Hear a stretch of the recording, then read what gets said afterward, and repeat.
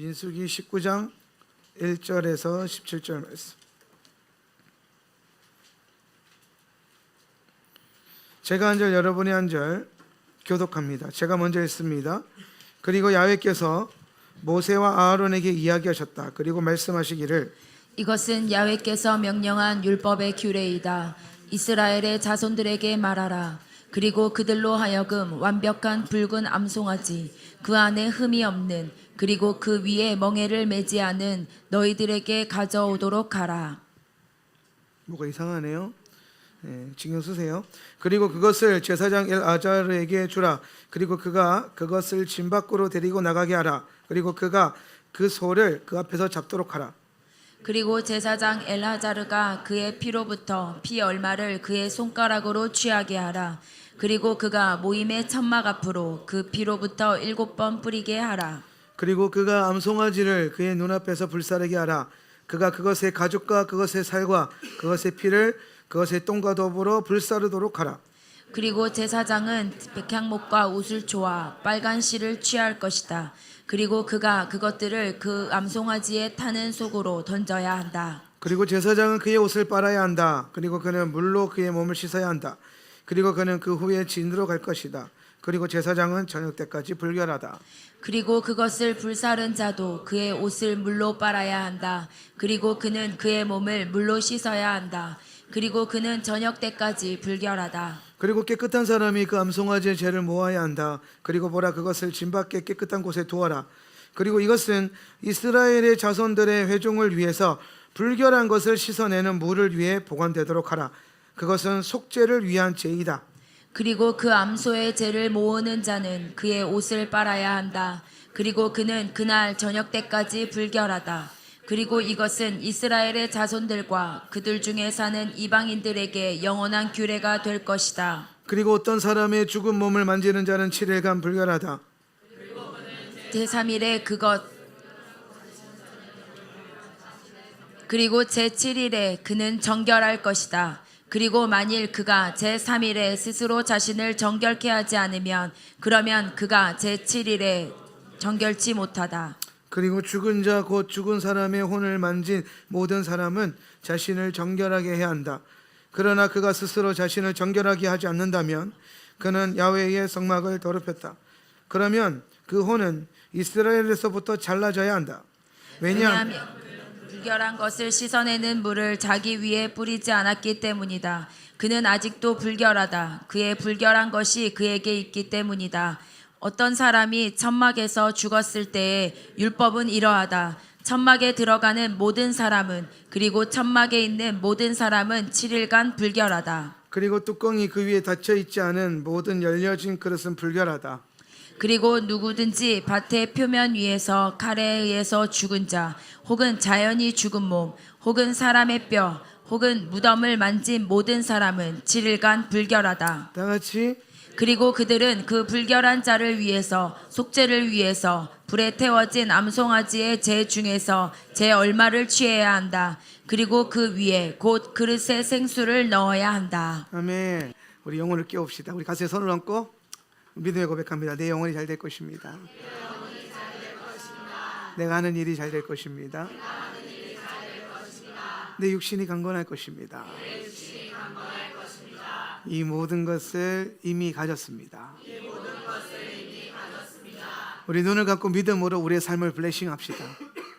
여러분이 바라보는 것이 여러분의 믿음이 될 것입니다. 오늘 주님께서 우리의 영혼을 잘 되게 하시고 우리가 하는 모든 일들 가운데 복을 주실 거예요.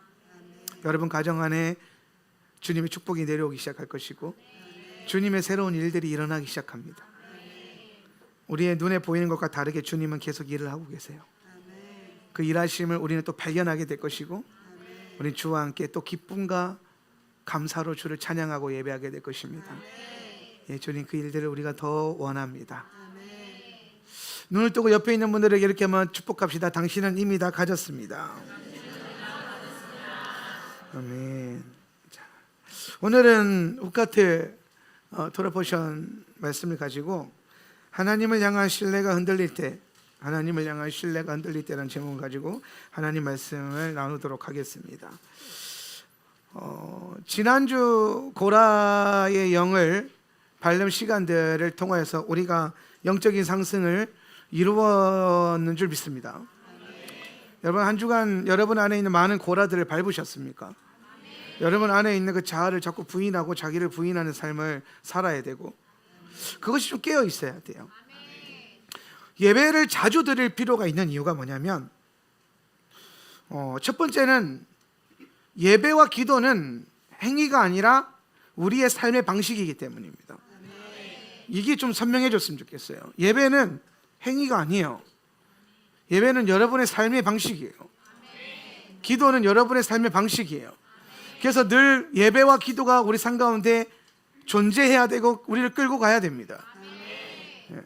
그리고 예배와 기도하는 삶이 우리에게 날마다 필요한 이유가 뭐냐면은, 우리는 자주 까먹어요. 우리에게 하나님이 필요하다는 사실을. 네, 그렇죠. 그리고 우리는 필요한 줄도 모르고 까먹을 때가 많다라는 거예요.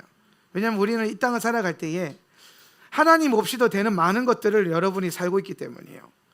그래서 하나님이 없어도 되는 그 일에 하나님을 모시는 것은 의지적인 결단과 깨어있음이 아니고선 사실 쉬운 일은 아니에요. 네. 어느 순간 후룩 시간 지나고 나면요, 주님 없이 내가 많은 걸 해놨어요. 그렇죠? 뭔가 열심히 일을 하고 나면 열심히 했는데 예수님 없이 열심히 뭔가를 많이 해놨어요. 그리고 또 하루를 마감하다 보면 내가 주님과 하루 종일 뭐 했나 싶다 보면 한 게 별로 없을 때가 많단 말이에요. 그래서 우리 삶의 중간중간에 요소요소마다 깨어있기 위해서 기도하고 예배하는 삶은 삶의 방식으로서 반드시 필요해요. 네, 그렇게 꼭 되기를 축복하고, 그런 과정에서 우리는 우리의 자아를 밟아서 영적인 상승을 이루어야 돼요. 이렇게 생각하면 돼요. 여러분이 여러분을 부인할 때마다 여러분 안에 있는 영적인 모습들이 더 자라나게 될 거예요. 더 확장되는 것입니다. 그래서 이 모든 주간을 통해서 하나님은 우리를 높여주시고 상승시켜 주시고 우리의 자아를 드러나게 또 하시는 거예요. 이번 주간에 여러분 안에 그 자아가 좀 드러난 것들이 있다면 하나님은 그걸 밟으라고 내주시는 거예요. 하기 싫은 거 있죠? 자아예요. 내가 이걸 왜 해야 되나 싶은 거 있죠? 자아예요. 왜 하면 안 되는데요? 그럼 그거 왜 하면 안 되냐고요? 남들이 안 하니까? 그건 상관없어요. 하나님이 여러분에게 주신 거잖아요. 예. 왜 나는 이런 환경 가운데 있지? 왜 그런 환경 가운데 있으면 안 돼요? 있어도 돼요. 하나님이 이끌어 주신 거예요. 그런데 왜 그렇지라는 왜라는 단어가 나오면 그게 자아예요. 그건 뭐냐면 하나님 밟으라고 일으켜 주시는 거예요. 속으라고 주는 게 아니란 말이에요. 근데 우리 자꾸 속아요. 속지 마세요. 깨어 있으세요. 다들 순둥순둥하고 착해가지고 맨날 첫날 이리저리 속고 자기 자한테도 속고 막 그러는데 좀 이제 좀 단호하게 이제 왜 그러면 안 되는데 이렇게 자아가 올라와서 나는 언제까지 이렇게 살아야 돼? 그러면 왜 그렇게 살면 안 되는데? 언제까지 이걸 해야 돼? 왜 그렇게 하면 안 되는데? 오늘 하나님 언제까지입니까? 도대체 왜? 라고 할 때에 우리 반대로 물어야 돼요. 왜 안 되는데는 거예요. 왜 안 되는데? 괜찮아. 하나님 우리를 이끌어 주신 삶이니까, 하나님이 섭리 안에서 우리를 붙들고 있는 삶이니까 괜찮은 거예요. 더 나은 거죠. 더 좋은 거예요. 그것을 통해서 우리는 반드시 영적인 진보와 상승을 이룰 겁니다. 자, 그래서 우리는 베알로테카부터 시작해서 계속 상승하는 주간을 타고 있어요. 상승하고 있어요. 네. 그리고 그 상승의 그 꼭지에 올라가기 위해서 꼭지에서 거기를 밟아야 되는 게 고라예요. 네, 고라. 그래서 고라가 좀 강적인데 그 고라를 밟고 그 다음에 그 꼭지 위에 지금 우리가 서 있는 거예요. 이 말씀의 산 위에. 여러분, 토라 보셔는 이 말씀은, 토라는 산이에요. 우리가 매년 주님이 올라오라 하는 그 산이에요. 실제로 이 토라는 모세가 산에서 받았죠. 산에서 받았어요. 무슨 말이냐면은 우리는 이 말씀을 읽고 살아내고 훈련하는 것이 마치 산을 오르는 것과 같다라는 거예요. 그래서 그 위에 도달했을 때에 우리가 보고 누리는 게 있어요. 이번 주간에, 후카트 주간에 여러분이 보고 누리는 것들이 있을 거란 말이에요. 그래서 우리는 지난주에 되게 힘든 그 봉우리 하나를 딱 넘고 그 위에 딱 서서 이제 영적인 성취감과 안도감과, 야, 내가 고라를 이렇게 은혜롭게 이겨냈다. 고라 주간에 땅에 함몰되지 않았다. 원래 땅에 갈라져가지고 여러분 파묻어 버려야 되는데, 주님이 올라오라 할 때 올라가가지고 안 파묻히고 지금 이 자리에 앉아 있는 거예요. 그러니까 영적인 고향감이 있죠. 승리감이 있어요. 근데 이때 조심해야 돼요. 제가 하나님을 향한 신뢰가 흔들릴 때라고 하는 이 설교 제목을 정해놓고 한 주간 되게 고민이 많았어요. 왜냐하면 이게 제가 자주 하는 설교 스타일도 아니고 너무 말랑말랑하잖아요. 예, 도전적이지도 않고, 그리고 제가 원래 누구 상처 입은 혼들 위로하고 하는 걸 별로 안 좋아해요. 그냥 이겨내면 된다고 생각하는 사람이지. 그거 왜 힘들어? 이겨내면 되지. 이런 스타일이라서, 그런 스타일이라 가지고 근데 제가 이제 보통 월요일 날 주일 설교 준비를 이제 시작을 하는데, 월요일 날 제 마음을 계속 이 메시지가 저를 끌고 왔어요. 흔들릴 때가 있다라는 거예요. 하나님을 향한 내 믿음과 내 신뢰가 흔들릴 때가 있고, 그리고 하나님 하신 말씀이 뭐냐면 그럴 수도 있다라는 거예요. 그래서 제가 좀 생각을 해봤어요. 언제 우리는 하나님을 향한 신뢰가 흔들릴까? 언제 하나님의 향한 믿음이 흔들릴까? 그러면서 이제 많은 책들도 찾아보고 내 삶을 돌이켜보고 하면서 제가 깨닫는 한 가지 결론이 뭐냐면, 우리가 하나님을 향한 신뢰가 흔들릴 때가 언제냐면요, 하나님을 향한 믿음과 신뢰가 커졌을 때예요. 뭔가 여러분이 영적인 뭔가를 돌파를 했어요. 하기 싫은 뭔가를 밟았어요. 혹은 어떠한 은혜를 받았어요. 아니면 뭔가 기름 부음 은혜 안에서 또 내 삶 가운데 하나님이 뭔가 이제서야 하나님이 뭔가 하시는구나, 이제서야 하나님이 나에게 내가 그토록 원하는 그것을 주님이 이제 일하려고 하시는구나, 그런 기대감과 소망감이 있는데, 그 기대와 소망이 있을 때에 갑자기 그 기대와 소망이 와르르 하고 쏟아지는 때가 와요. 희한하죠? 뭔가 이제 잘해봐야지 하는데 잘 안 될 수밖에 없는 일들이 막 일어나요. 그럴 때 오히려 실망이 더 큰 것 같아요. 제가 책을 이렇게 살펴보는데 어떻게 가슴 아픈 사연들이 몇 가지가 있더라고요. 예를 들어서 어떤 믿음이 없는 한 남자가 있어요. 실제로 있었던 일인데, 믿음이 없는 남자가 있었는데, 이분은 하나님과 예수님을 인정하지 않아요. 그렇게 살다가 사랑하는 여자를 만나는데 이 여자가 너무나 독실한 크리스찬이야. 그래서 이 아내 때문에 이 사람이 아내를 사랑하면서 아내가 사랑하는 하나님을 만나버린 거예요. 그래서 자기에게 주어져 있는 이 아내 때문에 하나님을 사랑하게 됐고, 하나님을 믿게 됐고, 하나님을 신뢰하게 됐어요. 얼마나 좋은 일이에요. 우리가 꿈꾸는 일들이죠. 여러분의 남편이 그와 되기를. 그런데 문제는 이제 결혼을 해서 남편과 함께 이제 네 남편이 이제 내가 하나님 만났고 이렇게 좋은 아내를 만났으니까 이제 내가 주를 위해서 행복하게 살아야지 하고 있는데, 1년 만에 아내가 불치병이 걸려요. 병상에 누워서 사경을 헤매요. 그 아름다웠던 아내의 모습이 점점점 피폐해져 가고 시체와 같은 모습으로 변해가고 있어요. 그 아내를 위해서 기도해 주기 위해서 찾아오는 모든 사람들의 기도와 모든 방문자들의 위로들이 하나도 귀에 들어오지 않고, 이 남자를 지배하는 생각이 딱 한 가지예요. 하나님, 왜 내게 이런 일이 일어나야 됩니까? 하나님이 살아계시다면 내가 저 여인 때문에 당신을 신뢰하고 믿게 됐는데 어떻게 저 여인에게 이런 일이 일어나게 하실 수 있습니까? 하나님에 대한 신뢰가 흔들리죠. 이런 경우도 있더라고요. 믿음 좋은 자녀가 있어요. 부모님들은 예수를 믿지 않아요. 이것도 실화인데. 근데 이 자녀가 평생을 놓고 부모님을 위해서 기도했는데 드디어 하나님 응답해 주셔서 부모님이 예수님을 믿게 됐어요. 예수님을 교회를 다니기 시작하고 예수님을 영접하고 하나님의 살아계심을 경험하고, 그래서 이 자녀가 드디어 이제 내 부모님이 교회를 다니기 시작했기 때문에 나는 이제 주를 위해서 살겠다면서 선교사로 헌신을 했어요. 그 부모님도 기꺼이 내어줬어요. 그런데 선교가 지 2년 만에 순교했어요. 내 자녀를 통해서 믿게 된 그 하나님, 그래서 그 하나님을 신뢰하기 때문에 내 자녀의 삶과 인생을 맡겨드렸는데 자기가 감당할 수 없는 결과로 굉장히 슬프고 고통스러운 일들이 일어난 거죠.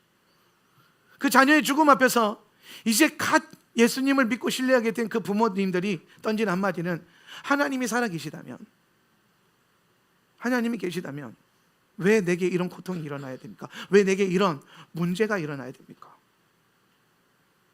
하나님을 향한 신뢰가 흔들려요. 우리 삶 가운데 이런 너무나도 슬프게 극단적인 일들 뿐만 아니라 크고 작은 이런 일들이 여러분의 삶 가운데서도 있을 수 있어요. 아마도 몇 번의 경험이 있었을지도 몰라요.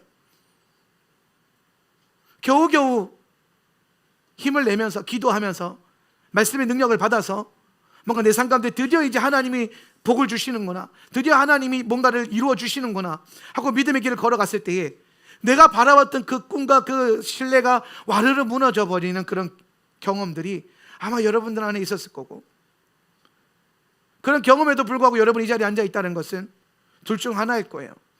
그것이 오히려 여러분을 더 강하게 만들었거나, 아니면 그 상처와 고통을 여러분의 무의식 가운데 그냥 던져놓고 그래도 하나님을 신뢰해야지 라고 해서 하나님을 예배하는 자리에 앉아 계실지도 모르겠어요.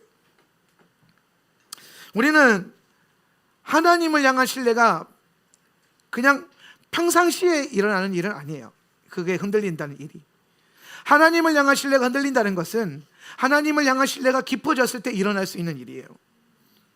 왜냐하면 신뢰가 생겼기 때문에. 근데 그 신뢰할 수 없는 어떤 큰 위기와 고통과 문제가 생긴 거죠. 우리는 이 메시지가, 제가 이 메시지를 준비하면서 참 많은 것들을 준비하고 고민했었는데, 제가 이 메시지를 여러분에게 나누면서 여러분이 얻게 되는 유익함이 두 가지였으면 좋겠어요. 첫 번째는 그런 경험들이 있다면 이 메시지를 통해서 그 경험이 헛된 것이 아니고 하나님 안에서 오늘 오히려 나를 더 낫게 하고 강하게 만드는 좋은 결과였다는 것을 깨닫는 시간이 되었으면 좋겠고, 두 번째 유익함은 여러분이 마주하게 된 그 일들 가운데 이 메시지가 그날에 생각났으면 좋겠어요. 고통의 때에, 여러분 삶의 문제를 만났을 때에, 하나님을 향한 어떤 신뢰가 흔들리는 그런 때가 왔을 때에 이 메시지가 기억나기를 축복합니다.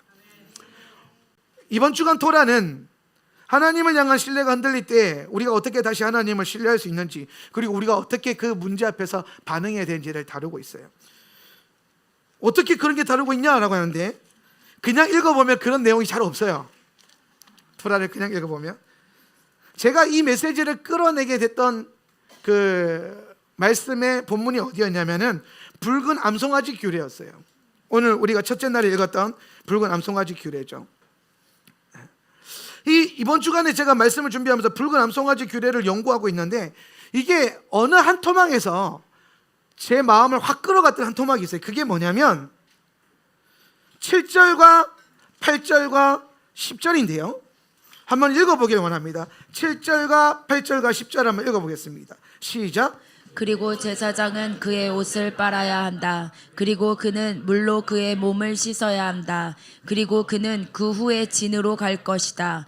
그리고 제사장은 저녁 때까지 불결하다. 그리고 그것을 불사른 자도 그의 옷을 불로 빨아야 한다. 그리고 그는 그의 몸을 물로 씻어야 한다. 그리고 그는 저녁 때까지 불결하다.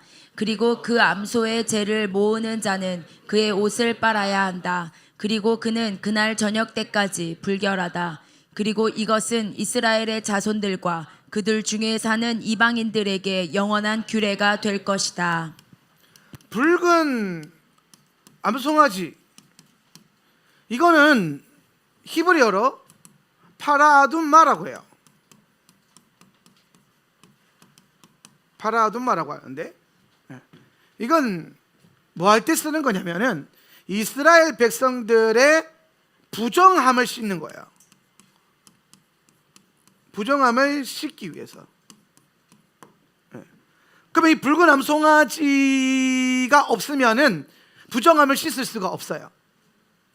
그래서 이 붉은 암송아지의 죄를 만들어야 되거든요. 다 태워가지고 젤을 만들어서 그거를 이 피와 물에 섞어서 메이니다라고 하는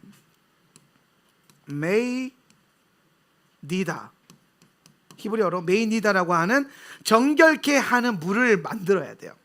그래서 이 정결케 하는 물을 가지고 부정한 사람들이 예식을 하고 마지막으로 이제 네가 정결하다 할 때 이 물로 씻어주고 뿌리고 하는 거예요. 이게 굉장히 중요한 거죠. 이제 사람들을 정결하게 할 수 있는 중요한 요소가 되는 거예요. 예. 그러면 이제 붉은 암송아지, 왜 붉은 암송아지 하면은, 붉은 암송아지는 이 붉다라는 게 핏빛이란 뜻이에요. 핏빛, 피의 색깔이고, 그리고 이 얼만큼 핏빛이냐면 완전히 무흠해야 돼요. 완전히 흠이 없어야 돼요. 그러니까 소를 제사장들이 털을 하나씩 다 검열해요.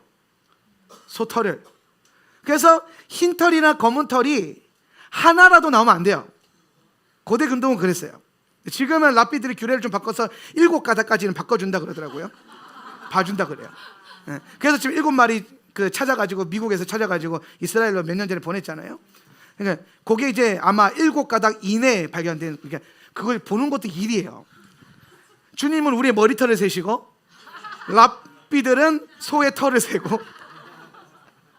아무튼 근데 여러분 이 핏빛, 이 소, 흠이 없는 소는 뭘 상징하냐면은 우리를 위해서 피를 흘리신 예수님이에요. 예수와의 보혈. 그래서 우리가 예수님의 보혈로 씻는다라는 표현을 쓰죠, 그죠? 그 보혈이 뭐가 되냐면 메이디다가 되는 거예요. 이해가 돼요? 보혈이 왜 그 피로 뿌리고 씻고 하냐면은 그게 이제 씻는다라고 하는 그 개념이, 예수님의 보혈이 이 붉은 암송아지의 규례를 완성하는 그 정결케 하는 메이디다의 완성으로 보는 거예요. 예수님의 보혈이요. 그래서 실제로 예수님이 죽으셨을 때, 창이 찔렸을 때 물과 피가 쏟아져 나왔죠. 아까 정결한 물 만들 때 뭘 섞는다고 했어요? 물에다가 피를 섞는다고 그랬거든요. 거기에 제는 뭐냐면은 그 소의 모든 것이에요.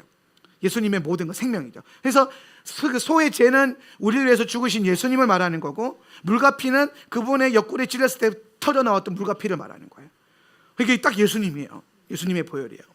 그래서 이 파라아도마 붉은 암송아지 규례는 앞으로 오실 예수 그리스도, 그분이 붉은 암송아지가 되셔서 우리의 죄를 씻어주는 그걸 예표하는 거예요. 역사적으로 이 붉은 암송아지가 작년 몇 년 전에 들어간 7마리 빼고요, 3,500년 동안 몇 마리 있었냐면은 9마리 있었어요. 3,500년 동안 9마리 있었는데, 첫 번째 이 붉은 암송아지를 하나님이, 이거는 여러분 찾고 사실 구하는 게 아니라 하나님이 주셔야만 돼요. 이게 3,500년 동안 안 나타나는 거예요. 하나님의 때에 이걸 하나님이 이 땅에 보내주세요. 네. 마치 하나님의 때에 예수님을 우리에게 보내주셨던 것처럼. 이해가 되세요? 그래서 이 9마리 중에서 한 마리는 모세의 때에 주어져요. 모세의 때에.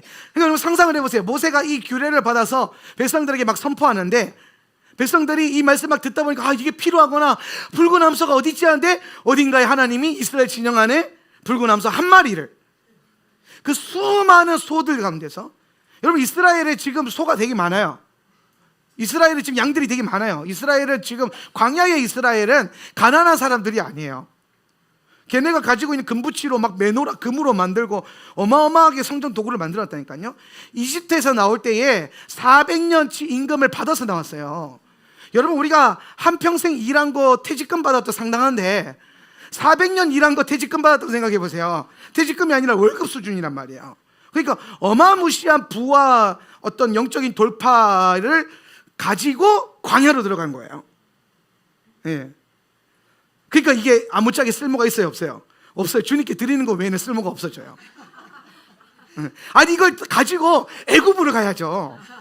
그러면 좋은 집도 사고, 하인들도 거느리고, 그래서 뻥뻥거리며 살았을 텐데, 이 모든 것을 드디어 다 가지겠는데 광야로 데리고 나가요. 요 타이밍에 이스라엘 안에 어떤 신뢰가 흔들렸을 수도 있겠어요. 이제 주님이 우리를 부유하게 하셨구나 그랬는데 광야로 집어넣어요. 쓸데없어요. 그래서 아마도 주님 성전 앞에서 모세가 그만 가져오시오 하면서 막 할 정도로 헌금을 많이 할 수 있었던 이유가 뭐냐면, 아무짝에 쓸모가 없어. 적어도 그 재물을 직접 가지고 나왔던 모든 사람들이 광야에서 죽잖아요. 그러니까 내 때에는 아무런 짝에 쓸모가 없는 거예요. 그러니까 주님 앞에 드리는 거예요. 근데 지금 그 엄청나게 많은 소 가운데 하나님이 딱 한 마리의 소를 모세의 이 율법을 이루기 위해서 보내주셨어요. 그 다음에 언제 보내주냐면 한 마리를 에스라 때에 보내줘요. 고대 문헌에 보면 에스라 때에, 에스라도 뭐한 사람이었어요? 에스라가 뭐한 사람이죠? 율법을 회복한 자였어요. 그러니까 율법을 회복하려면 뭐가 필요해요? 파라두마가 필요하잖아요. 예.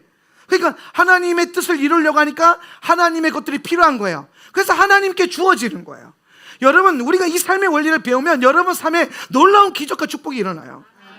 하나님의 뜻을 이루기 위해서 살기 시작하잖아요. 하나님이 그걸 할 수밖에 없는 기름 부음과 능력과 은혜와 축복을 부어줄 수밖에 없어요.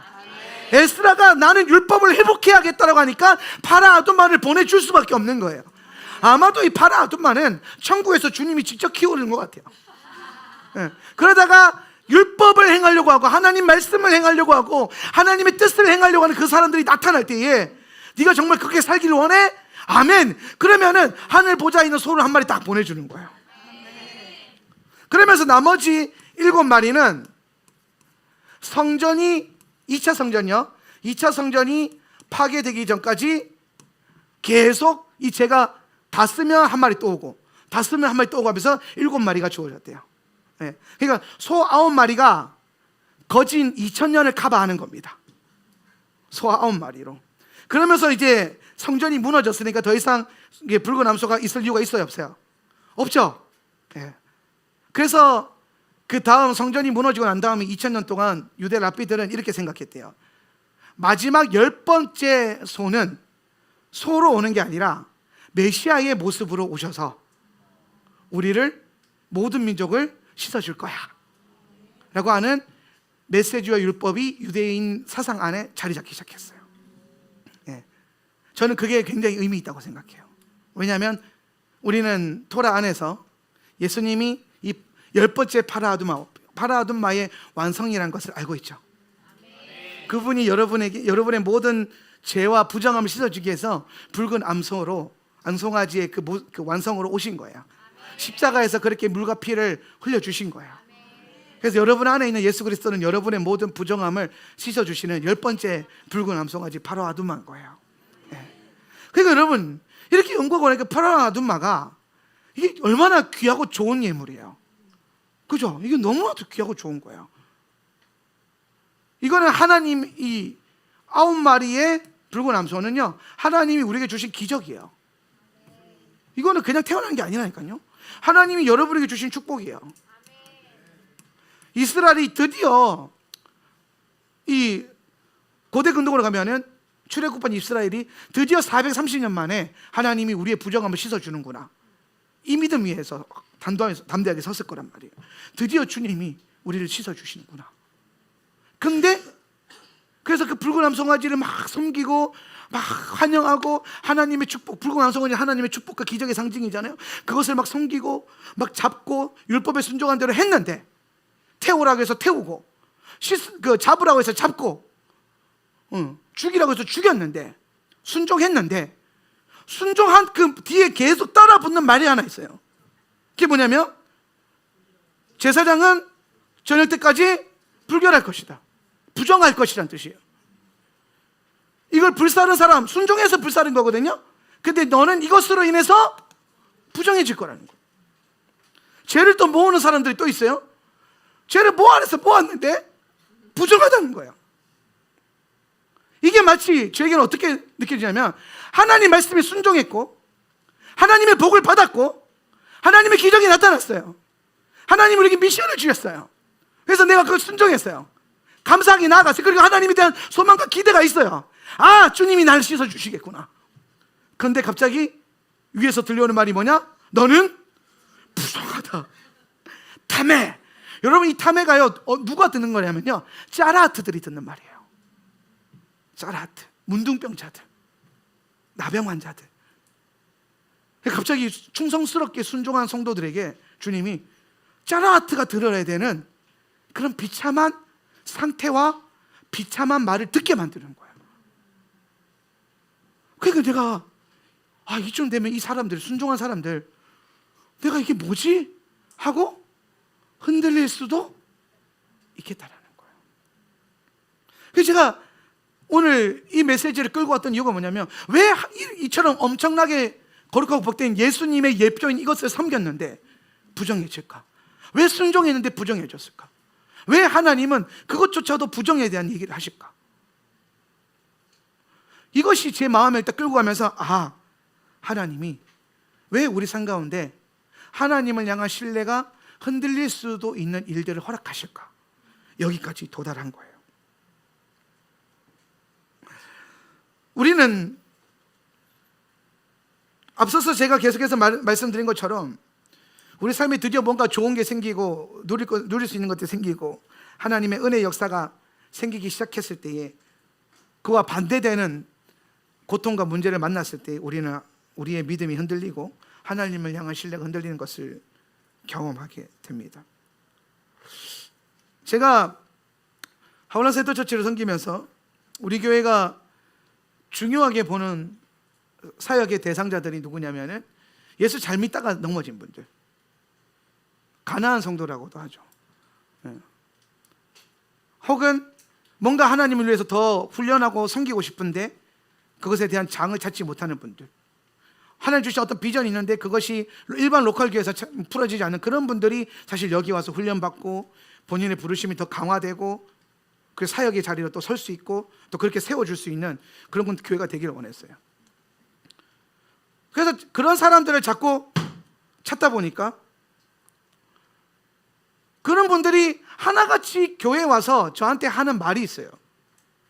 그게 뭐냐면, 목사님, 제가 옛날에 하나님 나라를 위해서 열심히 섬겨봤고 교회 봉사도 했고 헌신도 했고 수고도 했고 이런저런 훈련도 했는데, 그걸 다 했는데 이 사람에게 뭐가 생긴 거예요? 그것에 대해서 하나님을 신뢰하는 것이 흔들리는 어떤 일들이 마주한 거예요. 어떤 문제가 생긴 거예요. 내가 그렇게 주를 위해 살았는데 내 자녀에게 문제가 생기고 부부간에 문제가 생기고 내 삶에 문제가 생기고 여러 가지 문제가 생겼어요. 그래서 하나님을 향한 신뢰가 깨진 거예요. 하나님을 믿어요. 그런데 신뢰를 회복하기가 힘든 거예요. 하나님이 살아계시다는 걸 경험해서 알아요. 하나님은 계셔. 근데 하나님을 위해서 뭔가 던지기엔 본인 안에 있는 상처가, 그 깨진 신뢰가 너무 큰 거예요. 아마 붉은 암송아지를 다루었던, 그 붉은 암송아지를 기쁨으로 잡았던 제사장들, 기쁨으로 불살랐던 파이어맨들, 그리고 그 죄를 긁어 모았던 수고반 여러 사람들, 얼마나 뿌듯하게 했을까요? 이걸로 우리 백성들의 죄를 씻을 거예요. 그런데 갑자기 돌아오는 말은 다메, 부정하다. 그런 상황에서, 하나님을 향한 신뢰가 흔들린 그 상황에서 주님은 성경에서 이런 말씀을 합니다. 민수기 19장 9절 말씀인데요, 한번 읽어볼까요? 암송아지 죄는 시작. 암송아지 재는 정결한 사람이 거두어서 진 바깥 정결한 곳에 보관하여야 한다. 그것은 이스라엘 자손 회중이 죄를 속하려는 때 부정을 씻어내는 물에 타서 쓸 것이므로 잘 보관하여야 한다. 이 구절도 참 가슴 아파요. 수고한 사람들은 부정하다고 욕먹는데 갑자기 난데없이 정결한 한 사람이 와가지고 그걸 들고 가요. 그 사람은 부정하다고 얘기를 또 안 해요. 애쓰고 수고한 사람들은 다메, 헌신하고 수고하고 열심히 주를 위해 산 사람들은 믿음이 흔들릴 정도로 힘든 일들을 만나게 되고 고민하게 되고 괴로운 일들을 만나는데, 길 가다가 어떤 사람, 그냥 교회를 평범하게 다니는 사람들은 그냥 늘 행복한 것처럼 보이는 그런 상황이 또 우리 가운데 연출이 되는 거예요. 그래서 우리가 또 많은 게 묻는 거죠. 하나님, 왜 내가 이렇게 부정해야 됩니까? 오늘 내가 주님 앞에서 드디어 풀리는 줄 알았는데 왜 이런 문제가 생깁니까? 그랬을 때 그 뒤에 연결되어서 오는 말씀이 놀라워요. 그게 뭐냐면, 그것은 암송아지 죄종, 그것은 이스라엘 자손 회중이 죄를 속하려고 할 때 부정을 씻어내는 물에 타서 쓸 것이다 하는 거예요. 그 물로 부정을 씻어줄 거야. 여러분, 이게 지금 무슨 말이냐면, 하나님 말씀에 열심히 순종해서 수고하다가 열심히 섬겼는데 부정하다는 소리를 들었어요. 억울하죠. 문제가 일어났어요. 막 하나님 향한 신뢰가 흔들리고 있죠. 그런데 주님이 와서 뭐라고 하냐면은, 괜찮아. 네가 너를 지금 부정하게 만들고 너를 지금 흔들고 있고 너에게 믿음조차 흔들릴 정도로 심각한 문제를 허락한 이 문제가, 이 부정한 그 부정함이 도리어 지금 너의 그 부정함을 씻어줄 거야. 이게 무슨 말이냐면, 네 삶에 있는 문제 때문에 흔들리고 있니? 그러면 그 문제가 오히려 너를 더 견고하게 만들어줄 거야. 지금 그 얘기를 갑자기 하시는 거예요. 부정하다. 왜 갑자기 내가 부정하지? 그런데 내가 다루었던 그 하나님을 향한 그 헌신과 그 순종에서 만났던 그 문제가 도리어 내 죄와 내 부정함을 더 씻어주더라는 거예요. 이걸 섬길 때 받았던 것보다 더 많은 것들을 씻어주더라는 거예요. 여러분이 삶을 통해서 만나는 문제가 오히려 그 문제로 인해서 흔들렸던 그 엄청난 고통들이 여러분을 더 견고하고 담대하게 만들어줄 거라는 거예요. 이것으로 해서 부정해졌어? 괜찮아, 그걸로 씻어줄게. 이것 때문에 힘드니? 괜찮아, 그걸로 더 강하게 만들어줄게. 네 삶에 있는 고통과 어려움 때문에 괴롭니? 그걸로 더 행복하게 만들어줄게. 지금 당장 내가 듣고 있는 소리는 부정하다. 지금 당장 내가 듣고 있는 소리는 괴롭다. 지금 당장 내가 느껴지고 있는 거는 고통스럽다라는 거예요. 고통이죠. 문제가 나를 힘들게 하는 이유는 고통 때문이에요. 고통이 없는 문제는 나를 힘들게 하지 않아요. 생각보다 안 힘든데 하고 지나가요. 그러니까 여러분, 문제가 사실은 문제가 아니라 그 문제를 통해서 여러분이 받는 고통이 있어요. 육체적인 고통이 있고 마음의 고통이 있어요. 사실 여러분, 반대로 생각해보면 여러분이 그 마음의 고통을 지울 수 있고 다른 것으로 바꿀 수만 있다면 그 문제는 더 이상 문제가 아니에요. 고통스럽지 않아요.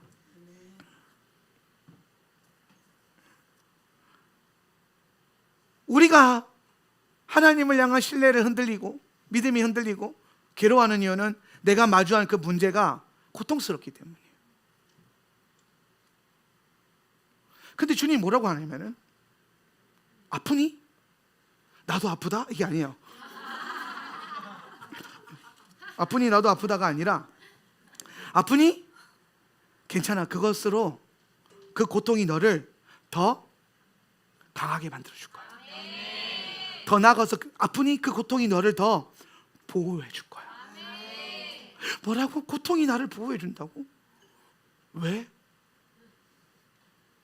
어떻게 고통이 나를 보호해 주는, 고통이 나를 힘들게 하는 거지. 이 고통만 없었으면 주님을 향한 신뢰가 흔들릴 필요도 없었어요. 이 문제만 없었다면 당신을 향한 내 믿음이 흔들릴 이유가 없어요. 선악과만 없었다면 내가 죄를 지을 이유가 없잖아요. 하나님 내게 더 좋은 환경을 주셨으면 내가 주님 앞에 더 헌신할 수밖에 없잖아요. 끊임없이 우리는 주님을 향해서 그렇게 말해요.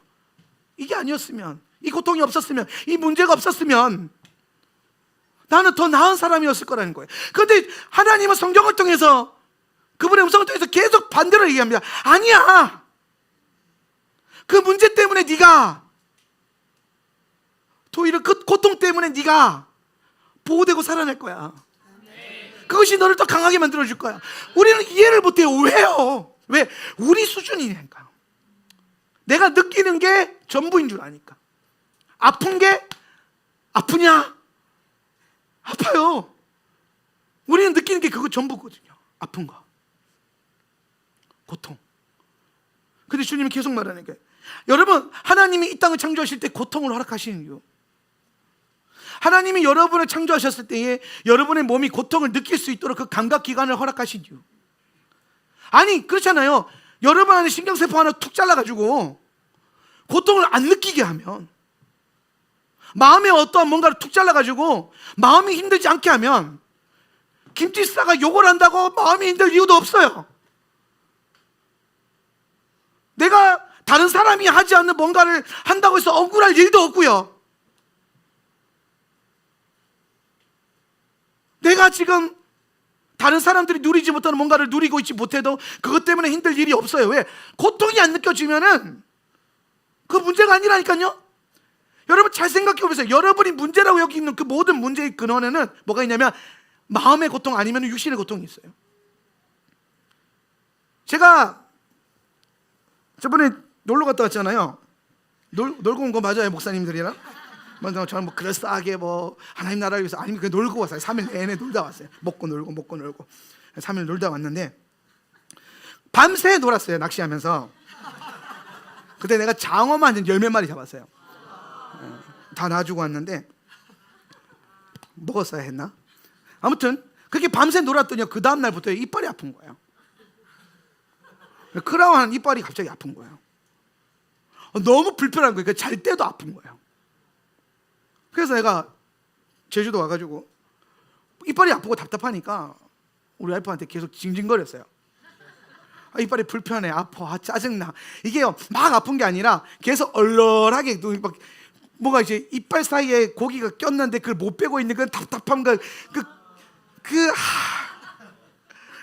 근데 꼈는데 이쑤시개나 치실이 없어. 막 그런 느낌. 그거를 한 일주일 동안 경험했어요. 그래서 제가 결국에는 치과를 예약을 했어요. 스케일링을 예약을 했어요. 스케일링은 표면적이었고 일주일이 지났는데도 아프면은 내가 진료를 받아야겠다. 진짜 너무 귀찮으니까 빼고 싶더라고요. 이게 아주 아픈 것도 아니고 아주 안 아픈 것도 아니고 그 중간 어디에서 나를 굉장히 불쾌하게 만드는데, 그러다가 우리 와이프가 그랬어요. 우리 와이프는 항상 현명해요. 피곤해서 그래. 많이 일찍 자면 괜찮아질 거야. 일찍 잤어야 되는데 순종해서. 순종 안 하면 계속 아파요. 그래서 일주일 내내 늦게 잤는데 감사하게 일주일 만에 이빨이 안 아팠어요. 그래서 치과 가서 스케일링만 딱 받고 왔거든요. 간호사가 자꾸 물어요. 원장님 진료 안 받으실 거냐고. 진료 받으면 뻔하죠. 뭐 또 견적 내겠지. 막 끝까지 묻더라고요. 진짜 안 받으셔도 되냐고. 스케일링만 해야 되냐. 된다. 그거만 하고 집에 갈 거다. 하고 왔는데. 근데 여러분, 제 입 안에 치아에 문제가 있을지 없을지 내가 알아요, 몰라요? 모르죠. 예. 근데 제가 왜 그냥 치과에서 왔어요? 뭐가 없기 때문에. 고통이 없잖아요. 안 아프잖아요. 만약에 계속 아팠으면 내가 뭐 했을까요? 원장님 바쁩니다 해도 제발요. 제발요. 근데 안 아프니까 안에서 썩어 들어가고 있든 망가져 있든 금이가 있든 신경 써요, 안 써요? 안 아프면 신경 안 써요. 인간관계도 비슷해요. 신뢰하는 관계 안에서 왜 더 힘들냐면은 신뢰하니까 작은 것 하나에도 서운한 거예요. 근데 어제 좀 그런 일이 있었는데 우리 동생이랑 통화를 하는데 우리 동생이 전화가 왔어요. 근데 이것이 지할만만 하고 끊는 거예요. 몇 달 만에 통화하는데. 근데 전화 끊고 하는데 너무 서운한 거예요. 그래서 장문에 카톡을 보냈어요. 어떻게 나한테 그럴 수 있냐? 그러면서 이 세상에 빛붙이라고 너하고 나밖에 없는데.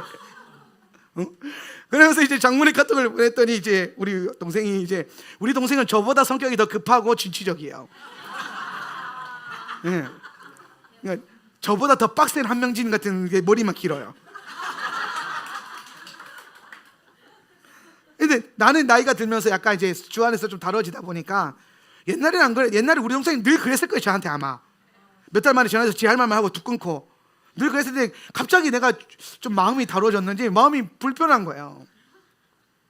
속으로 계속 생각해요. 아니야, 바빠서 그랬을 거야. 아니야, 걔는 원래 그래. 그러면서 지나갈 수도 있는 문제였는데 너무 서운하니까 카톡을 보냈어요.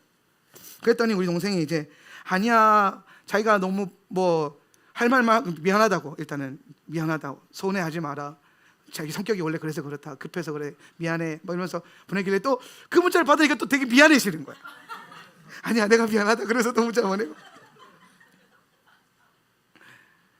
왜 어제 그렇게 서운했냐면 가족이잖아요. 남도 아니고. 아니 뭐 업무차 전화한 목사님들은 뭐 할 말만 하고 끊어야죠. 괜히 들고 있으면 피곤하잖아요. 근데 가족은 뭔가 더 원하는 거야, 내 마음 안에. 근데 그게 이루어지지 않으니까 내가 마음이 어떻게 해요? 고통스러운 거야. 이전에는 마음이 안 불편했어요. 그래서 똑같이 그렇게 나한테 대했을 거예요. 우리 동생이 아마 평상시에 통화할 때도 지 할 말만 하고 끊고. 근데 어제는 마음이 불편하니까 이게 계속 생각나는 거야. 괴로운 거예요. 그러니까 우리 동생은 아마 늘 하던 대로 했는데 갑자기 막 자다가 봉창 깨는 소리처럼 한 대 두드려 맞은 거예요. 제가 왜 그렇게 반응했어요? 평소에 안 보내던 장문의 카톡을 왜 보냈을까요? 마음이 괴로우니까, 마음이 고통스러우니까. 그 반대로 생각해 보면 내가 안 고통스러웠으면 우리 동생이 그렇게 하든 말든 내가 신경 썼을까 안 썼을까? 안 썼을 거란 말이에요. 우리는 고통스럽지 않으면, 불편하지 않으면 별로 신경 안 써요. 남편이 사고 쳤어요? 안 괴로우면, 해탈하면요, 괜찮아. 내 자녀가 사고 쳤어요? 해탈하면은 괜찮아, 그럴 수 있어. 근데 마음이 갑자기 막 괴롭고 힘들면은 똑같은 문제를 쳤는데도 언성이 높아지고, 야, 너 왜 그랬어? 똑같이 원래 숙제 안 하던 애들인데 그나따라 괴로우면 숙제 안 한 것 때문에 막 애를 쥐잡듯이 잡고. 왜? 마음이 불편해서 그래요. 현상은 똑같은데, 문제는 똑같은데. 그리고 그 마음을 불편하게 한 근원이 뭐예요? 고통이에요. 근데 하나님이 뭐라고 말하냐면, 너희를 그렇게 불편하고 하고 힘들게 하고 괴롭게 하는 그 고통이 오히려 너를 보호하고 있다는 거예요. 만나지 않았으면, 없었으면 하는 그 문제가 우리를 더 하나님을 신뢰하게 만들고, 그 문제가 나를 더 강하게 만들고, 그 문제가 내 믿음을 더 강하게 키운다는 거예요. 멀리서 교회 예배하러 오시는 분들 제가 생각할 때마다 죄송하고 미안하고 고맙고 막 그래요. 그렇잖아요. 저는 교회가 걸어서 8분에 차 타고 2분 3분 거리니까 왕복 2시간을 달려서 예배하러 오시는 여러분을 볼 때마다 막 뭉클하기도 하고 짠하기도 하고 뭐 어떻게 더 못 챙겨줘서 미안하고 뭐 그럴 때가 있어요. 근데 여러분이 그렇게 달려오니까 은혜 받는 거예요. 그런 수고와 애씀이 있으니까 하나님 역사해 주시고 도와주시는 거예요. 문제 똑같아요. 고통 똑같아요. 그게 있기 때문에 그게 도리어 나를 보호해주고 지켜주고 강하게 한다는 거예요. 문제가 여러분을 흔들고 있습니까? 위기와 고통이 여러분을 흔들고 있습니까? 그러면은 외면하지 말고 그 문제를 받아들이면서 예수님을 바라보면 돼요. 그리고 그 문제를 통해서 주님이 뭔가를 하실 것에 대한 믿음과 신뢰를 가지면 돼요. 고통이 없는 삶을 요구하지 마세요. 하나님, 내 삶에 문제가 안 일어났으면 좋겠어요. 마음 속 시끄러운 일이 없었으면 좋겠어요. 아니요, 여러분 죽을 때까지 속 시끄러울 거예요. 그런 일들이 일어날 거예요. 여러분이 천국 가는 그날까지, 예수님 오신 그날까지 우리 삶에는 크고 작은 문제들이 일어날 거예요. 근데 여러분이 자꾸 그 문제를 회피하고 외면하고 싫어하잖아요. 그러면 아무런 일도 일어나지 않아요. 그 문제를 통해서 계획한 하나님의 일들이, 하나님의 역사가 아무것도 나타나지 않고, 그 문제를 통해서 맨날 흔들리기만 하고 더 크고 단단하고 견고한 반석을 누릴 수가 없어요. 하나님을 향한 믿음과 신뢰가 흔들릴 때 어떻게 그 신뢰를 다시 회복하냐? 그걸 믿음으로 받아들이는 거예요. 그 문제와 그 고통 안에 하나님이 뭔가 하시고 계신 거라는 믿음을 갖고 그거를 내가 수용하는 거예요. 외면하지 마세요. 받아들이는 거예요. 예수님 때문에 받아들이고, 예수님과 함께 받아들이고, 예수님과 함께 그 문제를 바라보기 시작하면은 그 문제와 고통 뒤에 있는 엄청난 하나님의 계획을 알게 돼요. 제가 이 설교를 준비하면서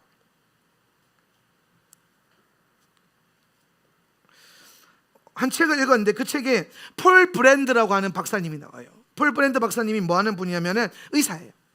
되게 유명한 폴 브랜드 평전이라는 책도 있을 정도로 크리스찬 의사인데, 이분이 미국 정부랑 같이 뭘 연구했냐면 한센병을 연구했습니다. 한센병, 문둥병, 짜라트, 한센병을 연구했어요. 근데 그분이 이걸 연구하고 이런 명언을 남겼어요. 뭐라고 남겼냐면, 한번 읽어볼까요? 고통을, 시작. 고통을 만드신 하나님께 감사하라. 나는 그분이 그보다 더 좋은 일을 하실 수 있었다고 생각하지 않는다. 이게 뭔 말이, 귀신이 진나를 까먹는 소리예요 이거. 고통을 만드신 하나님께 감사하라. 이게 무슨 말이냐면 실제로 하나님이 고통을 만드셨어요. 왜? 고통의 문제를 만든 게 아니라 그 고통을 느낄 수 있는 감각을 우리에게 만들어 주셨잖아요. 여러분, 제가 이 책을 읽으면서 고통이 선물이라는 것을 진짜 발견했어요. 저 폴 브랜드 박사가 한센병을 연구하면서 고통이 하나님이 주신 가장 좋은 선물이고 가장 위대한 발명품이라는 것을 깨달았어요. 그 이유가 뭐냐면 한센병은 고통을 느끼지 못하는 질병이에요. 고통을 느끼지 못해요. 근데 그런 사람들, 환자가 옵니다. 어떤 환자가 와요. 어떤 환자가 손이 이렇게 찢어져 있어요. 손이 뼈가 보일 정도로 찢어져 있어요. 그 이유가 뭐냐면 와이프가 자물쇠로 문을 여는데 문이 안 열리는 거예요. 그래서 문을 열려고 망치로 톡톡 때리는데 이게 힘이 약하니까 안 되죠. 근데 남편이 그걸 잡고 자물쇠를 쭉 뜯어버린 거예요. 와이프가 깜짝 놀라니까 우리 남편이 슈퍼맨이었어. 어떻게 자물쇠 뜯어내지? 그런데 뜯어낸 그 손에 보니까 피가 철철철철 나는 거예요. 살이 패이고 뼈가 드러날 정도로 상처를 입었는데 남편이 웃으면서 허니 들어가 이러고 있는 거예요. 왜? 고통을 느끼지 못해요. 한 남자가 신발을 벗었는데 발가락이 하나도 없어요. 왜 발가락이 없냐? 이분이 걷는 걸 좋아해서 그 무슨 국토대장정 이런 걸 했는데 한센병 환자예요. 발이 썩어서 닳아지고 폐지고 신경이 그 뼈가 드러나고 그 정도 상했는데도 모르고 계속 걷는 거예요. 모든 신발이 핏빛으로 적셔진 이후에서야 신발을 벗어보니까 발가락이 다 나가는 거예요.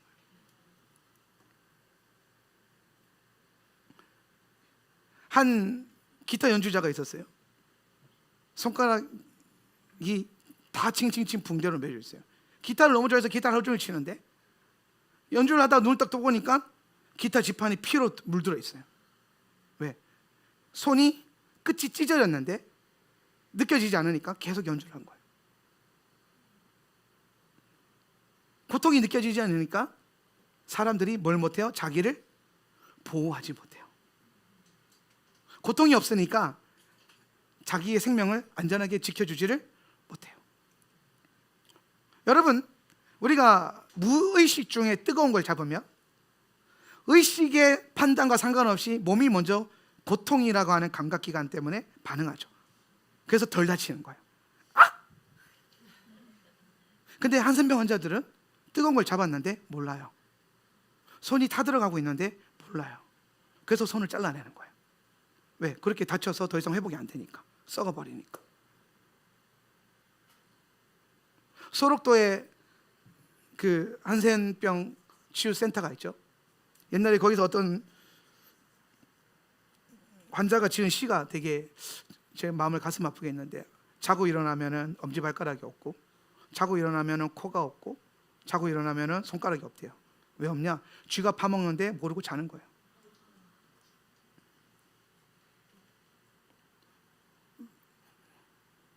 그 사람은 쥐를 때려잡을 수 있는 힘이 있어요. 근데 왜 때려잡지 못해요? 고통이 없으니까. 여러분이 갑자기 뜨거운 물건을 잡았을 때 크게 다치지 않는 이유, 여러분이 뭔가를 할 때에 몸에 무리가 와서 고통이 오기 때문에 그걸 멈추고 쉬면서 회복할 수 있는, 그래서 건강한 삶을 살아갈 수 있는 이유는 여러분이 고통을 느끼고 있기 때문이에요. 어떤 한 환자가 실명이 돼서 왔어요. 더 끔찍해요. 왜 실명되냐니까 눈을 깜빡거리지 않아서 눈이 말라버렸어요. 왜? 눈이 마르고 있는데 고통이 느껴지지 않으니까 눈이 마르는지 모르는 거예요. 그러니까 눈을 깜빡거리지 않는 거예요. 여러분, 우리 눈은 여러분의 의식과 상관없이 고통이 느껴질 때마다 깜빡거리고 있어요. 그죠? 몇 초에 한 번씩 깜빡거려야지. 우리 이렇게 살지 않아요. 감각이 내 눈을 건강하게 만들어줘요. 감각이. 어떤 감각이? 고통이라고 하는 감각이. 근데 한센 환자들은 그게 고통이 느껴지지 않으니까 계속 눈을 뜨고 있는 거예요. 눈이 말라요? 그러다가 어느 순간 시야가 흐려져요. 그리고 어느 순간 실명해버리는 거예요. 이거를 연구한 분이 내리는 결론이 뭐냐? 고통을 만드신 하나님께 감사하라. 이 세상을 하나님이 고통과 함께 창조하지 않았다면 우리는 아무런 보호와 우리는 더 강해지거나 더 안전해지지 못했을 거라는 거예요. 그럼 여러분,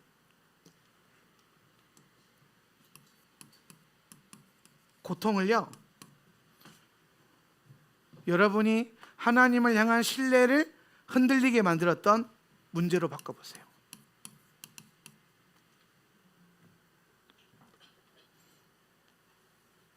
문제가 일어나는 게 문제가 아니라니까요. 문제가 없는 삶이 여러분을 행복하게 만들어주지 않아요. 문제가 없기 때문에 여러분이 예수님을 더 깊게 알아지는 게 아니더라고요. 우리 삶에 크고 작은 문제가 있기 때문에 우리는 더 기도하게 되고, 때론 내가 주님을 향한 신뢰를 흔들릴 정도로 큰 문제를 만난다 할지라도 끝까지 신뢰하기로 결단하고 그 고통을 받아들이고 그 문제를 받아들였을 때에 지나고 나니까 그 문제와 고통이 나를 더 강하게 만들었더라는 거예요. 여러분이 주를 위해서 수고하고 헌신하고 섬기고 있는 거 다 알죠. 그랬기 때문에 여러분 삶의 문제로 인해서 더 괴로워하는 것도 알아요. 그러나 우리가 그 문제를 오늘 이 시간, 이 고통이라는 문제 앞에서 이 관점으로 바꿔보는 거예요. 그래, 저게 있기 때문에 지금 잠깐은 흔들리고 있지만 내 믿음은 더 견고해질 거야. 이 문제가 나를 더 보호해 줄 거야.